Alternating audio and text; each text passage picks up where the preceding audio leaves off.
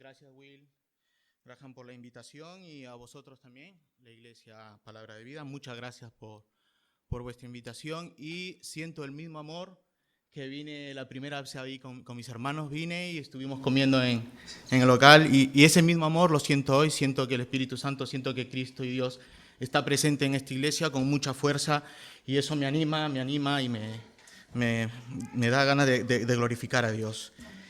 Un saludo especial de la Iglesia Bautista Bíblica en Murcia. Les manda mucho cariño, mucho amor, muchos abrazos, en especial de mi pastor Esteban Mowery. Bueno, para empezar, hoy la predicación se va a llamar La excelencia de Cristo, la majestuosidad de Cristo. Cristo es lo sumo, Cristo es lo mayor, lo más alto, y le damos siempre gloria y honra. Pueden acompañarme, por favor, a Hebreos 1:3. Hebreos capítulo 1, versículo 1 al 3.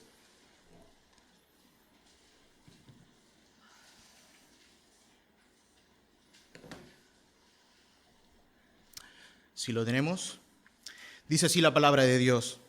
Dios, habiendo hablado muchas veces y de muchas maneras en otro tiempo, a los padres por los profetas, en estos postreros días nos ha hablado por el Hijo, a quien constituyó heredero de todo, y por quien asimismo hizo el universo, el cual, siendo el resplandor de su gloria y la imagen misma de su sustancia, y quien sustenta todas las cosas con la palabra de su poder, habiendo efectuado la purificación de nuestros pecados, por medio de sí mismo, se sentó a la diestra de la majestad en las alturas. Por favor, vamos a orar por reverencia a Dios y a su palabra. Gracias, Señor Padre, por traerme aquí, Señor. Yo, un pecador, Señor, que fue salvo por gracia, Señor, que ahora utilizas para tu obra, para llevar el mensaje del Evangelio, Señor. Gracias, Padre mío. Te ruego, Señor, por medio del Espíritu Santo, Padre mío, que prepares los corazones de mis hermanos y de las visitas, Señor, unos para edificación y otros para salvación, Señor. Te ruego, Padre mío, que tu obra hoy se haga, Señor, en cada corazón, Padre mío. Te damos gracias, pues, Señor, en el nombre de Cristo Jesús. Amén, Padre. Muy bien. Antes que nada, quiero entrar en contexto. Primero, el nombre es la Epístola de los Hebreos. Tiene 13 capítulos. Y Hebreos es el más importante y cristológico después de los Evangelios. El autor es desconocido, pero sabemos que es Dios. La pluma y tinta, a pesar de ser desconocida, pero sí sabemos que es alguien de la segunda generación de cristianos. Como dice en Hebreos 2:3 dice: ¿cómo escaparemos nosotros si descuidamos una salvación tan grande, la cual, habiendo sido anunciada primeramente por el Señor, nos fue confirmada por los que oyeron? Esto nos quiere decir, hermanos, que es de la segunda generación de cristianos, muy cercanos al círculo de Timoteo. En Hebreos 13:23 nos dice: sabed que está en libertad nuestro hermano Timoteo, con el cual, si viniere pronto, iremos a veros. El lenguaje de Hebreos, de la carta de Hebreos, en el autor utiliza la Septuaginta. Es la versión del Antiguo Testamento en griego. Esta versión fue ampliada y utilizada por nuestro amado Señor Jesús. Los destinatarios, judíos convertidos al cristianismo. Muchos eran tentados a regresar al judaísmo. Hermanos que fueron perseguidos y ahora, en medio de la prosperidad, nuevamente están siendo perseguidos para negar su fe, aunque aún no se ha llegado al martirio. Se han introducido falsos profetas, falsos maestros, como hoy en día en muchas iglesias, con falsas doctrinas. Hay que tener mucho cuidado. El autor explica y enseña que Cristo es mayor y mejor que estas doctrinas. Muchas de las doctrinas distorsionadas por los falsos maestros fueron tipos y sombras de lo mejor que había de venir, la persona del Mesías, Jesús, nuestro Cristo. La carta fue para un grupo en particular que habría experimentado lo antes dicho: apostasías. que hoy está pasando en muchas iglesias. ¿Dónde vivían los destinatarios? Se barajan varias posibilidades. Unos dicen en Palestina, otros dicen en Roma.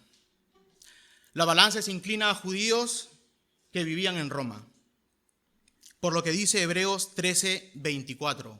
Hebreos 13:24.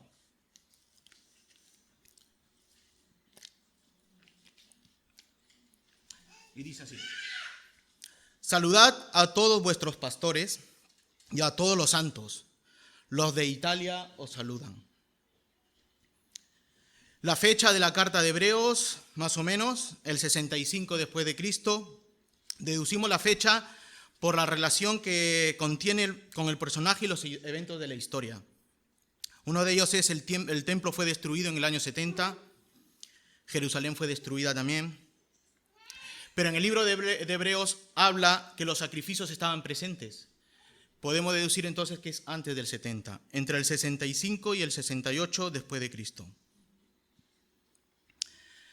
Así que podemos ubicarlo en una fecha temprana entre el 65 y 68. ¿Y cuál es el propósito del libro de Hebreos? Bueno, primero y lo más importante, la excelencia de Cristo. Segundo, palabras de advertencia contra la apostasía y exhortación. Mucha exhortación a los hermanos para seguir en unidad la fe de Cristo. Características y aportes. Es un libro que nos enseña a leer y aplicar el Antiguo Testamento, donde Cristo es el tema. Cristología en ciernes, ¿esto qué quiere decir? Que estaba una cristología en preparación. Mensaje en el Antiguo Testamento es una flor, es una semilla que luego va a dar fruto en el Nuevo Testamento. Hebreo nos ayuda a entender todo esto. Y Cristo es el cumplimiento y la aplicación de todo lo que nos enseña el Antiguo Testamento. Nos enseña el sacerdocio de Cristo, el pacto con Cristo, el pacto del Antiguo Testamento y la gracia de Cristo. Es un libro de doctrina y aplicación pastoral. El tema de la fe. La carta de Hebreo nos enseña el capítulo de los padres de la fe. Padres que pecaron, pero por gracia Dios los mantuvo en la fe, en el capítulo 11. Como también podemos ver cómo nosotros podemos seguir el ejemplo de ese capítulo 11 de los hermanos en la fe y nosotros aplicar esa fe hoy en día. Y acto seguido, el número 13, que también es de mucha aplicación para nosotros. La estructura de Hebreos es de mucha doctrina, del 1 al 10, y del 10 al 13, mucha exhortación. Ahora sí, entremos a nuestro texto, ya que hemos entrado un poco en contexto. La versión que yo utilizo es el Reina Valera del 60. Y mi primer punto es: Dios te habla hoy. Y dice así la primera parte del verso: Dios, habiendo hablado muchas veces y de muchas maneras en otro tiempo a los padres por los profetas, en estos postreros días nos ha hablado por el Hijo. Hay que darnos cuenta, la versión de Reina Valera empieza con Dios, Dios. Esto es muy importante. No hay nada mejor que empezar con la palabra Dios. Es interesante que en el griego Dios es Theos. Pero claro, puede significar Dios es griego, puede significar mucho. Entonces, ¿a qué se está refiriendo un hebreo al decir Theos? Pues al Dios Padre.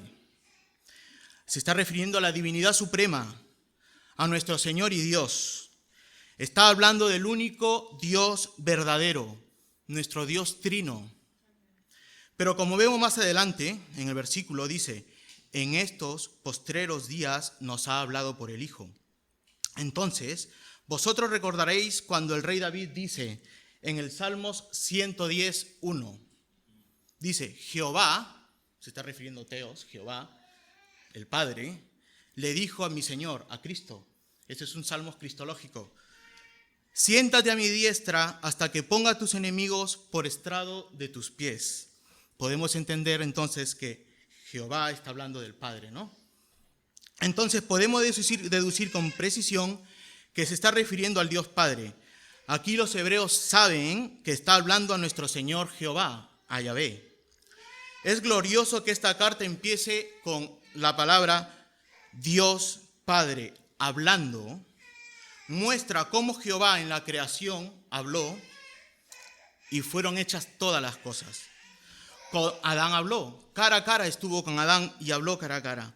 Habló con Abraham, habló con Moisés, y ahora muestra el autor de la epístola de los Hebreos que nuestro Padre Celestial sigue hablando. La carta empieza en su presentación con la palabra Dios. Quiere decir que es Dios Todopoderoso quien habla.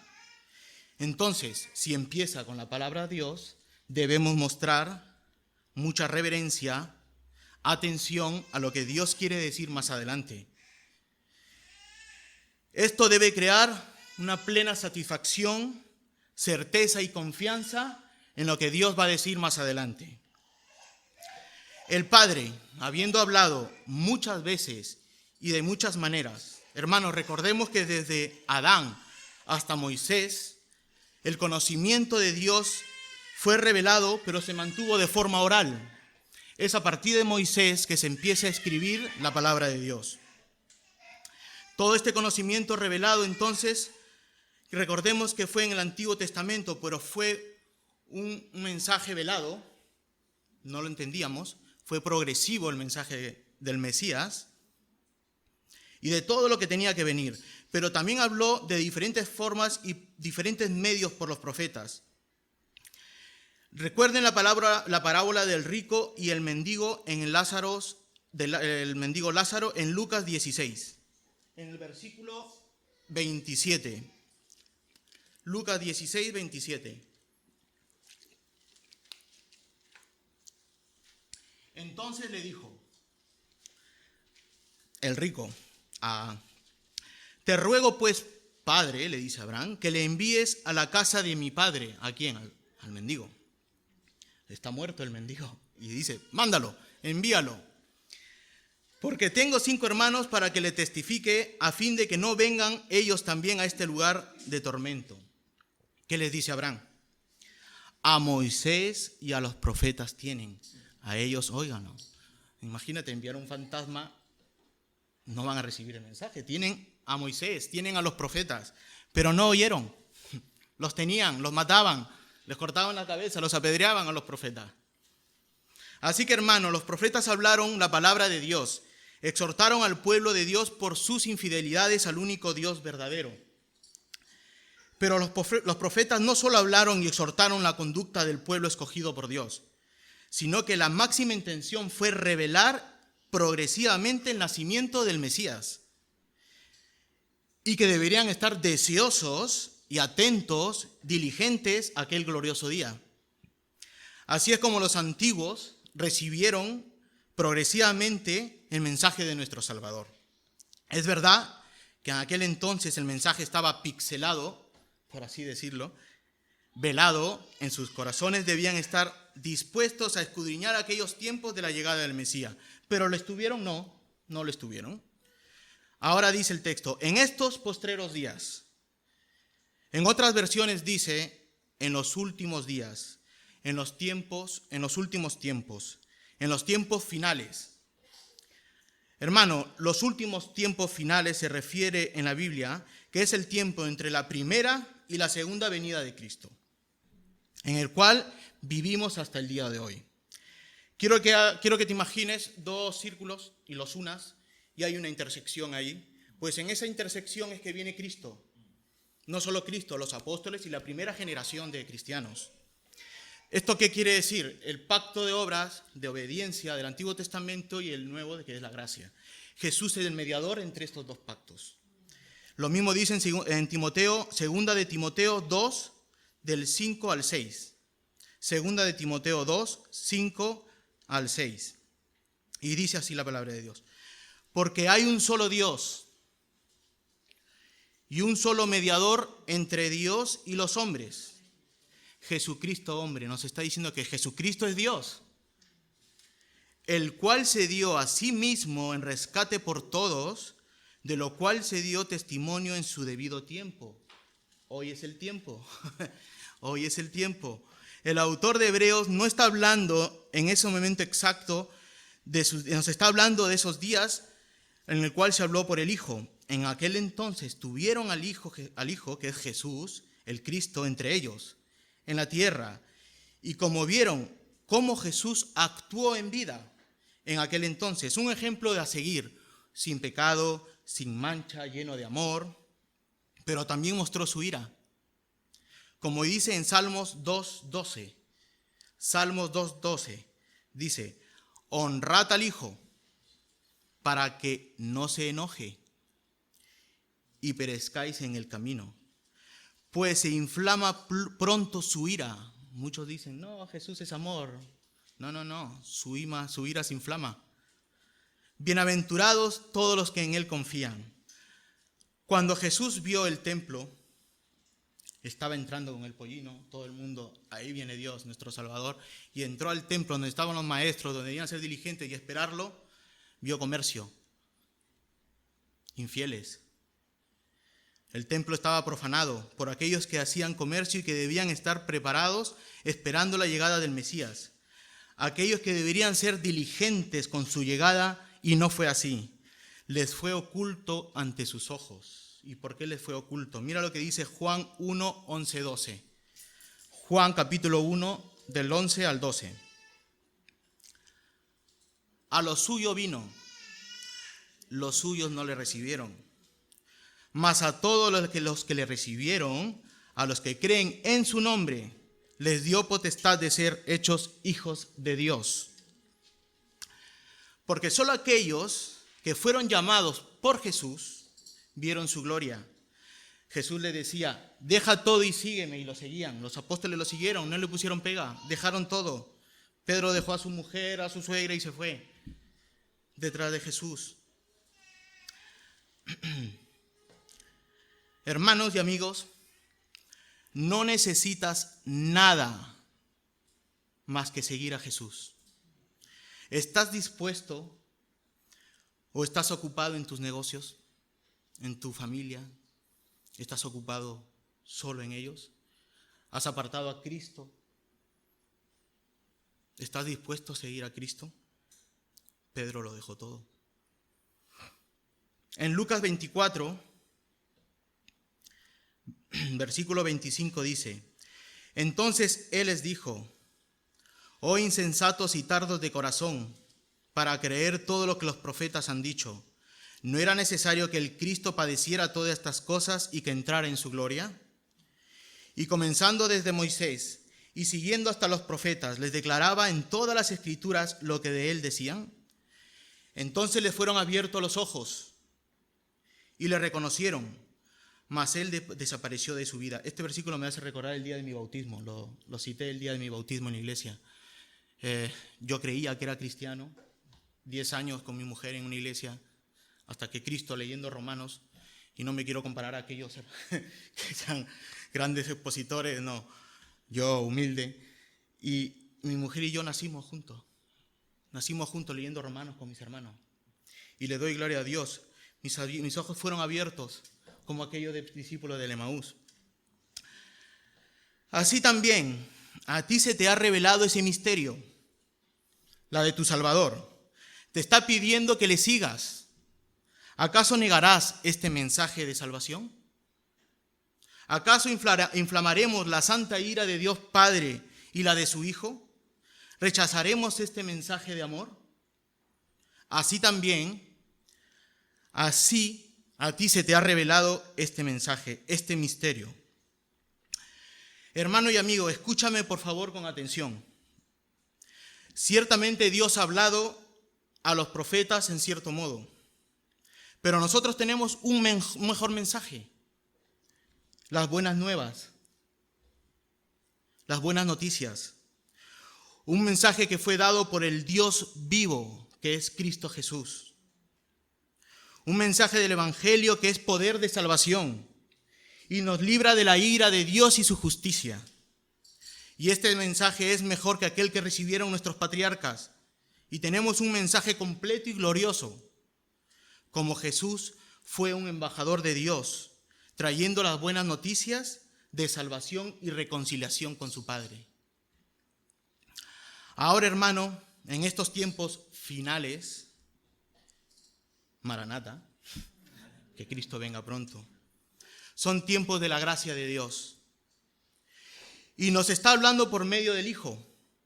No tenemos a Cristo aquí en la tierra con nosotros, pero aún mejor, lo tenemos en nuestros corazones, habitando en nosotros por medio del Espíritu Santo. Y Dios Padre nos ha dado el mayor tesoro escrito, que es su palabra, y la máxima expresión de su revelación, que es Cristo, su evangelio.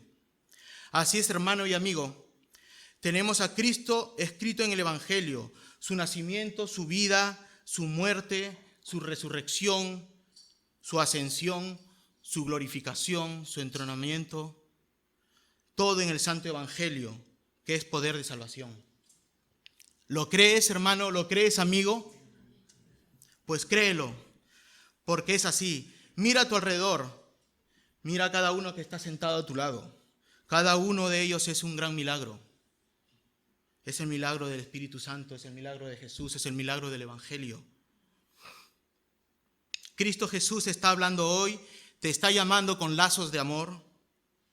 Escúchale y descansa en Él. Cristo, tu descanso. Cristo, tu Salvador. Cristo, tu Dios. Hasta ahora podemos ver el contraste entre cómo se reveló sobre Cristo por medio de los profetas y la ley, y cómo Cristo mismo se revela a su pueblo en gracia, por gracia. Esta comparación nos debe llenar de gozo. Ya no nos debe inflamar de ira, sino de gozo.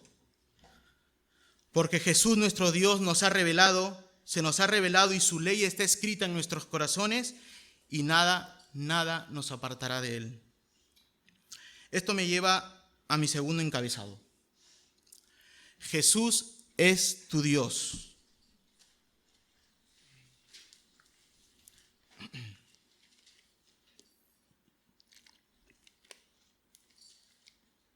Y dice así, y regresamos a nuestro texto: a quien constituyó heredero de todo y por quien asimismo hizo el universo, el cual, siendo el resplandor de su gloria y la imagen misma de su sustancia, y quien sustenta todas las cosas con su palabra de su poder. Dios constituyó o designó a Jesús heredero de todo. El autor de la carta de Hebreo nos está mostrando la majestuosidad, la excelencia de Cristo. Dios Padre tiene un heredero, solo uno.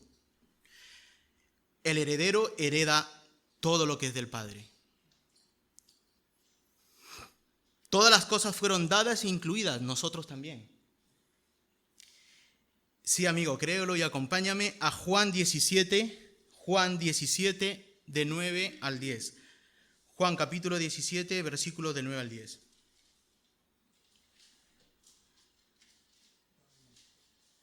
Dice la palabra de Dios: yo ruego por ellos, no por los del mundo, sino por los que tú me diste, porque tuyos son. Y todo lo mío es tuyo y lo tuyo mío, y he sido glorificado en ellos. Hermano y amigo, nosotros somos coherederos en el único heredero, que es Cristo, ante el Padre. Como dice Romanos 17.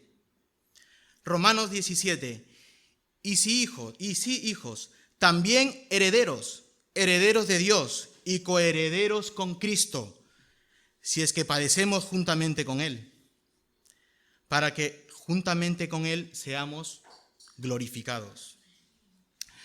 Pero no solo el Padre nos entregó como herencia al Hijo, sino que toda la creación, el universo entero fue creado en Él y le fue entregada toda potestad.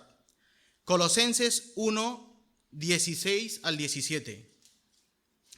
Porque en Él fueron creadas todas las cosas, las que hay en los cielos y las que hay en la tierra, visibles e invisibles, sean tronos, sean demonios, sean principados, sean potestades. Todo fue creado por medio de Él y para Él.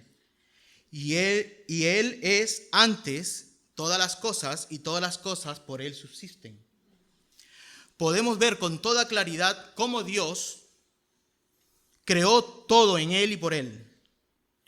Y no solo fue entregado el mundo material y espiritual, sino que también subsiste por Él. Se desarrolla y se mantiene en el mismo estado y situación en el que se encuentran. El sol sigue siendo el sol, la Tierra, siguen girando en su órbita.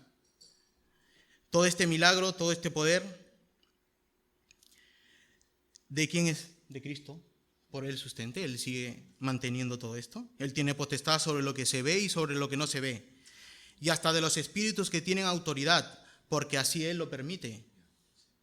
Podemos observar a Jesús en los evangelios sanando enfermos, echando demonios, resucitando muertos y dando órdenes a las fuerzas de la naturaleza, como aquella oportunidad en la barca, Jesús durmiendo, y los apóstoles en plena tormenta, a pesar que tenían a Dios, no comprendían aún. ¿Qué pasó? Señor, Señor, tuvieron que despertar. Y Jesús dio órdenes y todo se calmó. Hermano, a Jesús le fue otorgada por el Espíritu Santo toda autoridad. Así que, hermano y amigo que visitas, quiero que pongas mucha atención en este punto que es de vital importancia. Sigamos en nuestro texto. Siendo el resplandor de su gloria y la imagen misma de su sustancia. Aquí entramos en mucha teología. Resplandor de su gloria, imagen de su sustancia. ¿Qué nos quiere decir el autor de Hebreos con esta frase? Es muy importante que lo sepamos. Porque el pueblo perece por falta de conocimiento. Se seca como una calabacera. ¿Se acuerdan cómo se secó la calabacera? Y no queremos que nos pase esto. En Hebreos 5:12 dice, porque habiendo ser ya maestros, después de tanto tiempo, tenéis necesidad de que se les vuelva a enseñar cuáles son los primeros rudimentos de la palabra de Dios. Y habéis llegado a ser tales que no tenéis necesidad de leche, que tenéis necesidad de leche y no de alimento sólido. Dice el autor de Hebreos en el texto que hoy expongo, siendo el resplandor de su gloria y la imagen misma de su sustancia. Escucha lo que dice la declaración Ligonier, no sé si lo han leído, pero ponga atención, de RC Pro.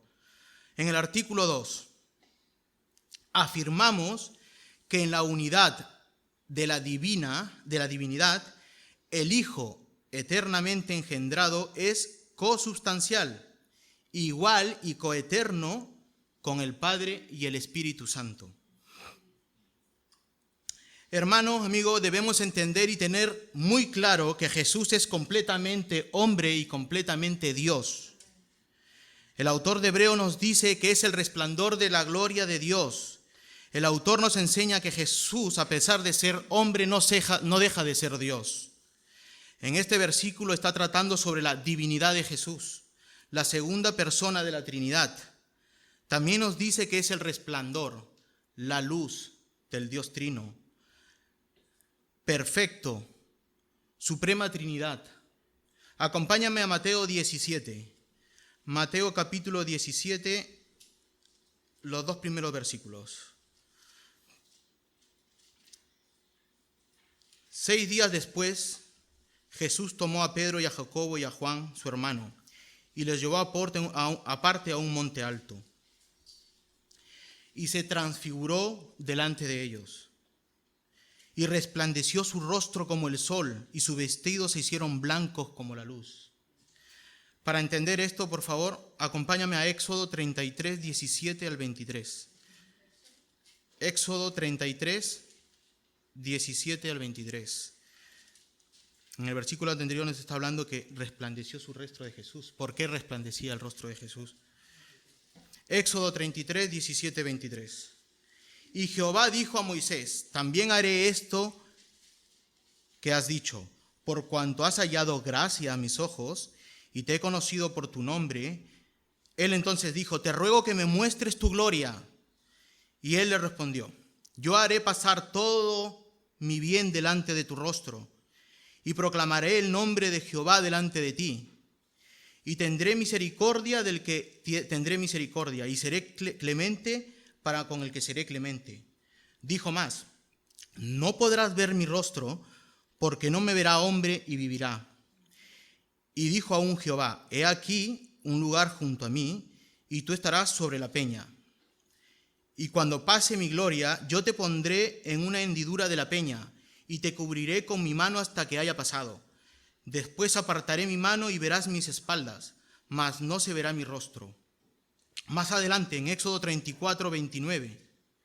Éxodo 34, 29.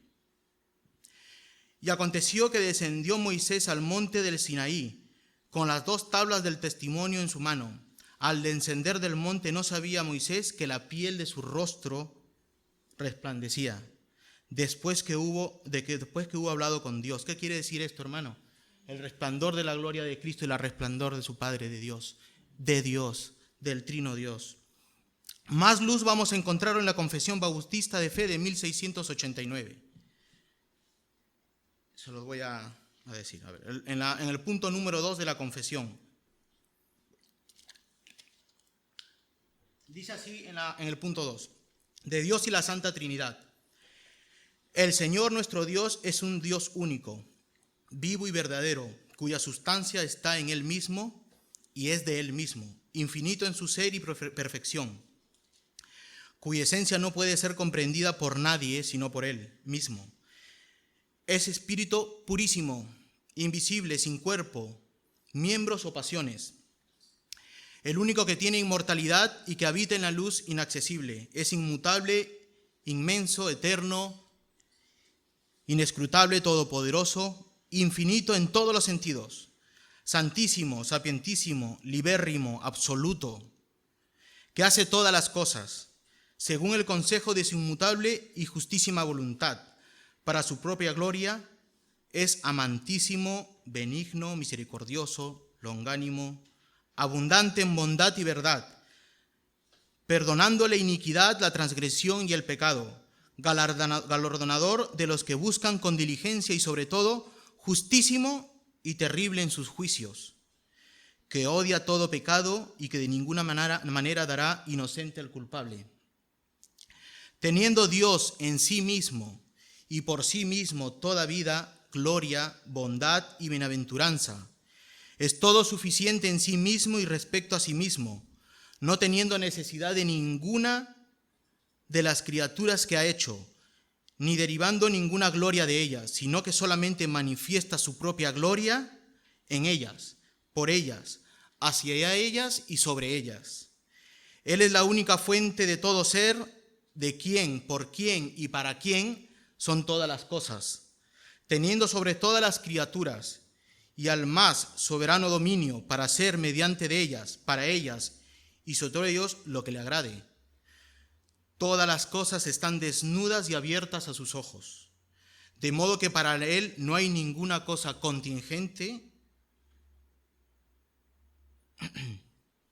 o incierta. Es santísimo en todos sus consejos, en todas sus obras, en todos sus mandatos. A Él se le debe, por parte de los ángeles y de los hombres, toda adoración, todo servicio, obediencia que como criaturas deben al Creador, y cualquier cosa adicional que a Él le placiera demandar de ellos. Ahora escucha este punto que es muy importante.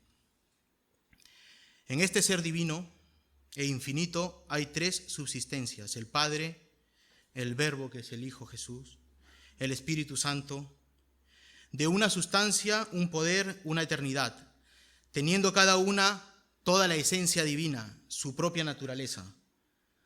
Pero la esencia indivisa, que no se divide. El Padre no es de nadie, ni por generación ni por procesión. El Hijo es engendrado eternamente del Padre, y el Espíritu Santo procede del Padre y del Hijo. Todos ellos son infinitos, sin principio, y por tanto son uno solo. Dios, que no haber de ser dividido en naturaleza y ser, sino distinguido por varias propiedades relativas, peculiares y relaciones personales. ¿Qué quiere decir esto? Que cada uno tiene su propia personalidad. Dicha doctrina de la Trinidad es el fundamento de nuestra comunión con Dios y nuestra consoladora dependencia a Él. Nunca mejor explicado por nuestros antiguos padres de la Reforma. Cristo es parte de la misma deidad o sustancia que el Padre y el Espíritu Santo. Esto quiere decir que Jesús es Dios, la misma imagen de su sustancia, de su divinidad. Jesús es parte de la Trinidad. Cristo es parte de la naturaleza trina. Jesús es de la misma sustancia divina llamada Dios, Jehová, y quien sustenta todas las cosas con la palabra de su poder. Por ser Dios, sustenta el universo, todas las cosas que se encuentran en ella. Y nosotros también nos sustenta, preserva, con inmensa sabiduría, poder y voluntad. Dios Padre creó por medio de su boca. Cristo nos sustenta por el poder de su palabra. En Colosenses 1, 15, 19 dice, del Reina Valera, Colosenses 1, 15, 19, Él es la imagen del Dios invisible, el primogénito de toda la creación, porque en Él fueron creadas todas las cosas, las que hay en los cielos, las que hay en la tierra, visibles e invisibles, sean tronos, sean dominios, sean principados, sean potestades. Todo fue creado por medio de Él y para Él. Y Él es antes de todas las cosas, y todas las cosas en Él subsisten. Y Él es la cabeza del cuerpo de la iglesia, el que es el principio, el primogénito de entre los muertos, para que en todo tenga la preeminencia, por cuanto agradó al Padre que en Él habite toda plenitud. La Biblia de las Américas dice, Él es antes de todas las cosas, y en Él todas las cosas permanecen. La Nueva Traducción Viviente dice que mantiene unida toda la creación. Filipenses 4:19. Filipenses 4:19 dice, mi Dios, pues, suplirá todo lo que os falta conforme a su riqueza en la gloria en Cristo Jesús. Pero Dios Hijo no solo es de la misma deidad, Él es Dios Trino, Él y el Dios Trino, que es, acordó un plan de salvación, un plan de paz, un plan trinitario, el gran consejo eterno de paz en la creación. El Hijo se sujetó al Padre y le dijo, heme aquí, envíame a mí. Cristo se humilló, se hizo carne para poder desarrollar ese plan trinitario, de salvar a todos los que el Padre les dio, como dice en Juan 17:12. Cuando estaba con ellos en el mundo, yo los guardaba en tu nombre. A los que me diste yo los guardé, y ninguno de ellos se perdió, sino que el hijo de perdición, para que las Escrituras se cumpliese. Más adelante en el versículo 20 dice, mas no ruego solamente por esto, sino también por los que han de creer en mí por la palabra de ellos, para que todos sean uno, como tú, oh Padre, en mí y yo en ti, que también ellos sean uno en nosotros, para que el mundo crea que tú me enviaste. En Juan 18:9 dice, para que se cumpliese aquello que se había dicho, de los que me diste, ninguno se perdió. Esto me lleva a mi tercer punto y mi último encabezado. Jesús es tu Salvador.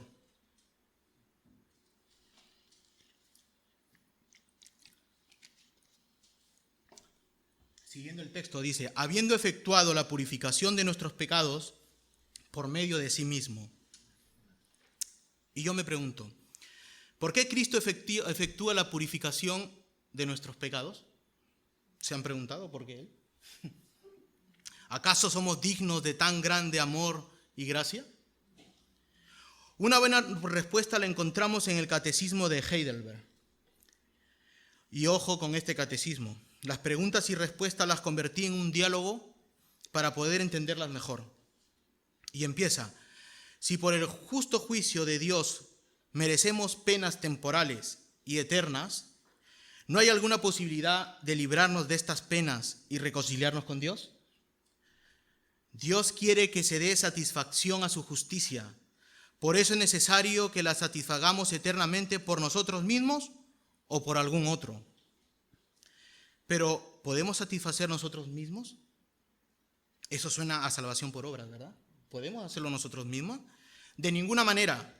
Antes, acrecentamos cada día nuestra deuda. ¿Se hallará en alguna parte una mera criatura capaz de satisfacerla por nosotros? Primero, no.